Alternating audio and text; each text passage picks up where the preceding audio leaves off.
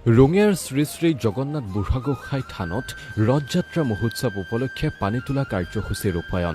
ৰঙিয়াৰ পূব চিটাৰাস্থিত ঐতিহাসিক শ্ৰী শ্ৰী জগন্নাথ বুঢ়াগোসাঁই থানত ৰথযাত্ৰা মহোৎসৱ উপলক্ষে আজি পানী তোলা কাৰ্যসূচী ৰূপায়ণ কৰা হয়। তৃতীয় বাৰ্ষিক ৰথযাত্ৰাৰ প্ৰাৰম্ভিক কাৰ্যসূচীৰূপে ৰূপায়ণ কৰা পানী তোলা কাৰ্যসূচীত অঞ্চলটোৰ বহু সংখ্যক ধৰ্মপ্ৰাণ ৰাইজে অংশগ্ৰহণ কৰে। ৰঙিয়া নগৰৰ পদুম পুখুৰীলৈ ধৰ্মীয় শোভাযাত্ৰা অনুষ্ঠিত কৰি ৰূপায়ণ কৰা হয় এই পানী তোলা কাৰ্যসূচী। আয়তীসকলে হাতে ঘাটে ঘট কলহ লৈ মাংগলিক পৰিৱেশত পানী তুলি পুনৰ যাত্ৰা কৰে থান প্ৰাংগণলৈ।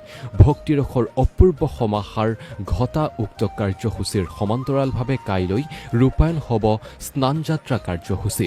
তদুপলক্ষে বিয়লি গণপতি ভেজ আৰু সন্ধিয়া আৰতি অনুষ্ঠিত কৰা হ'ব। উল্লেখ্য যে অহা ২৭ জুন শুক্ৰবাৰে আবেলি অনুষ্ঠিত হ'ব ৰথ যাত্ৰা। জয়তে আমি ৰঙিয়া পুখুৰীস্থিত জগন্নাথ মন্দিৰ পৰিচালনা সমিতিৰ পক্ষৰ পৰা আপোনালোক আটাইলৈ আমি ধৰ্মীয় শুভেচ্ছা আৰু অভিবাদন প্ৰেৰণ কৰিলোঁ। আপোনালোকে শুনি সুখী হ'ব, এই ঐতিহ্যমণ্ডিত থানখনৰ এই ঐতিহ্যমণ্ডিত মন্দিৰটোৰ আমি ৰথযাত্ৰা উৎসৱটি তৃতীয় বাৰ্ষিক উৎসৱ হিচাপে পালন কৰিব লৈছোঁ। যোৱা 2 বছৰৰ অভূতপূৰ্ব সাফল্যৰ পিছত এই বছৰ আমি তৃতীয় বাৰ্ষিক ৰথযাত্ৰাৰ আয়োজন কৰিছোঁ। আজি 10 জুন তাৰিখে পানী তোলা উৎসৱৰ মাধ্যমেদি প্ৰায় এমাহজোৰা কাৰ্যসূচীৰে এই অনুষ্ঠানটি আমি ৰূপায়িত কৰিবলৈ লৈছোঁ। অহা 27 জুন তাৰিখে ৰথযাত্ৰা।